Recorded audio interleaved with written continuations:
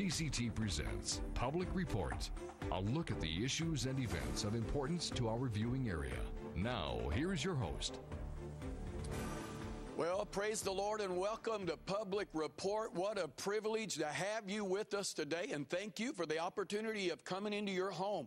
We are having a marvelous day here in Southern Illinois. The sun is shining, beautiful blue skies, and I hope that wherever you are in the world that you're having a great day as well. And remember this, no matter how dark the clouds are above you, that sun is always shining above those dark clouds. Hey, listen, friends, we're glad you're with us today. You're in tune to Public Report, a program designed to bring information to you that we believe is of great value to your family, and in the community in which you live. And I'm Zack Strong. I'm going to be your host over the next little while, and I believe we've got a great program in store for you today. Joining me today is Karen Freitag. She's the Executive Director of the Southern Illinois Regional Social Services. Miss Karen, welcome to the program. Good to be here. It's such a pleasure to have you with us today. Listen, first of all, you're the Executive Director. How long have you been involved with this program or this company? And tell us a little bit about yourself. Well, I have been the Executive Director of Southern Illinois Regional Social Services for about 11 and a half years, but I've been in the human services field for considerably longer than that. I've been working with people of all sorts for probably over 30 years now. Awesome. You know, we have on programs like this, it brings people from all walks of life and various different occupations. What drew your heart to this area of social service, of helping people? I think I had a family influence early on. I grew up, my dad worked with the YMCA, and both my parents were contributing to the community, and so early I got involved in volunteering and working with people with disabilities and people with other issues going on, and then I just sort of followed that path through college and then into my career. Awesome. So tell us a little bit about your organization. Well, CSRS is a private not-for-profit organization that provides mental health, substance abuse, and youth and family services. We're actually celebrating our 50th anniversary this year. Our first full year was 1960. Wow.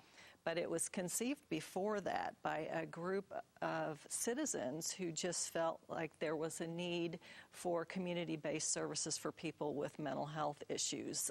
You know, here in Southern Illinois, we have Choate Mental Health Center, which is an institution, and people need to come out of the institution, and these days they are in there for a very short time and come out quickly. But at that time, there needed to be developed a community service to work with people with mental health issues, both who have been with Choate and then any of us who could come who would have an issue. So we got started on that basis by a group of just concerned citizens years ago. Well, you talked about three different areas. You talked about mental health, substance abuse, and family services. Let's define each of those for a little bit. Talk about mental health first, because when we're saying mental health, my mind immediately thinks, you know, in the last number of years, the Alzheimer, part of, that hits people has come. Would that be classified in the area of mental health or dementia? So just how do you define what mental health is? Well, mental health or mental illness is defined by the Diagnostic Statistics Manual, and a person would go through an assessment and diagnostic process to be determined to have a mental illness. And there are several, but some examples might be depression or bipolar disorder or schizophrenia or an anxiety disorder or things like that. And they originate in different ways. Some are biological, some are created by environment or prolonged stress or a major trauma or something like that. So a person could develop a mental illness in many different ways. Now, is this something that you see in this area of mental illness that's touching many different age brackets of people? Absolutely. These days we're seeing them in very, very young children. whereas some don't exhibit until later on in life. And again, it depends on biological origin or something that may have happened that causes it to develop. Schizophrenia, for example, often develops in early adulthood, and a post-traumatic stress disorder could happen at any age.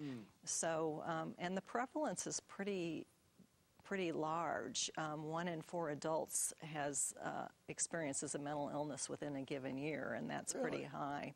And that may not be a major mental illness. The major mental illnesses are more like 1 in 17, but that's not tiny numbers either. So I was fascinated by children, what you talked about children. What do you see most in the children? ADHD and that type of thing, but there's depression and other types of things. And while schizophrenia isn't present until later, most of the time it can happen occasionally in children as well. But children have a lot of behavior problems and things like that. Do you find that most people don't even realize that they're dealing with a mental illness and just kind of let things, keep progressing? I think so. I think that people often are in denial for a while, and so the illness may progress before a person actually gets treatment. And it is good to get early treatment on any kind of illness that you experience, physical or mental. Now, is this people coming to you as individuals, or does family members recognize this maybe before the individual does? It could be either. And we get people coming from self-referrals, family referrals, from doctors, from people. Actually, we have people who might be coming from the justice system as well, and things like that. And what do you think? What would you encourage families that maybe suspect they have a family member, one of their loved ones there is just having seemingly some strange things taking place? What would you encourage them to do? You just said people want to be in denial or we're afraid to make assumptions. What do you encourage people to do? Well, I think that they need to do what's most comfortable for them. It might be talking to their pastor.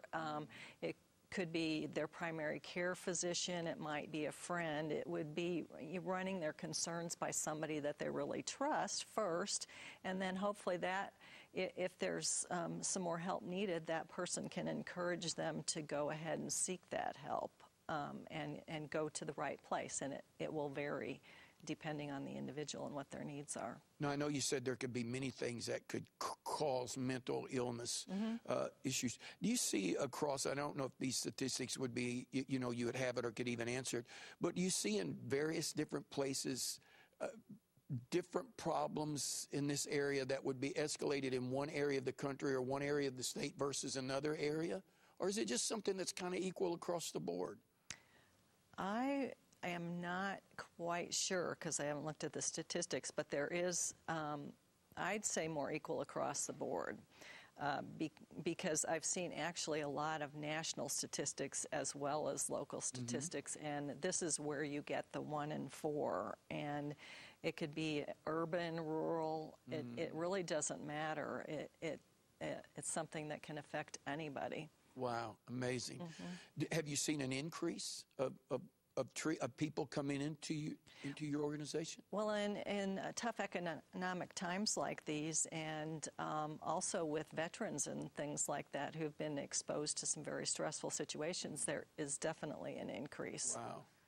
So, that is something interesting, especially in a wartime with our loved ones overseas and coming back. And a lot of these men and women we're hearing are dealing with things that seemingly they've never dealt with before. Right. Are you finding yourselves more involved in this area? Yes, we are. And the Veterans Administration, which is close by as well, is picking up too. They're expanding a lot in their behavioral health care situations. But we also work with them. We have a homeless program for people with mental illness, and veterans sometimes come into that category, so we're working more and more with that situation. Wow. What would you do to encourage for families what they need to do that would assist them if they're dealing with somebody with a mental illness? How do you help the family? There It's, again, talking to those people that they trust, but there also are a number of websites that people can work with. Awesome. And then there are some talk lines, and I, off the top of my head, don't know the numbers, but you can easily get on the web and get to a talk line, or you could call if that makes the most sense. But there are websites, the American Psychological Association, and others, that you just look at stress or mental health, and you can. There are some very good websites that give support to people. Wonderful. And suggestions for things to do. Yeah, I think sometimes we forget that the family does a lot of suffering because of one that's dealing with an illness or a substance abuse of some kind. That is so true. A person with a mental illness or a substance use disorder affects their whole family and often beyond that. And it is, you need support for those people as well. Right. What would they find if they do come to your organization? Do they find that support? Do they find that instruction and all that different kinds of care to help in this situation? We have numerous avenues a person could take depending on what they need. We are often dealing with people with the least amount of resources. A lot of our funding is Medicaid, and we also have deal with the most serious illnesses. So whereas in one place you might get strictly counseling, we, if it's warranted and available, we might provide more than that. It's more of a wraparound service with case management and outreach. We can work with some people with serious mental illnesses in their home because they need that kind of support to live in the community. They hopefully are not going into an institution. If they did, it would be for a short period of time or a hospital. And we would be helping them by providing support on a day-to-day basis, living skills. Excellent. And things like that. So that's one thing we do, particularly with adults. On the youth side, we're also working with youth who have been in trouble, and from the prevention end to those who have been in very serious trouble. So we're working in the schools quite a bit to prevent kids from getting into different kinds of trouble and build skills that makes them resilient to different things, including substance use. And so we're in a variety of schools doing different things there. And then, but if a young person does get into trouble, we are often there to intervene and help them develop the skills to stay out of it. Oh, wonderful. So that we do that too. Wonderful. Let's move to substance abuse, and you've touched that just a little bit. Yes. What defines substance abuse? Their frequency. Okay. Of use. There's dependence and abuse. And so we would do an assessment with somebody and determine where they are and what their needs are. And if they're at the beginning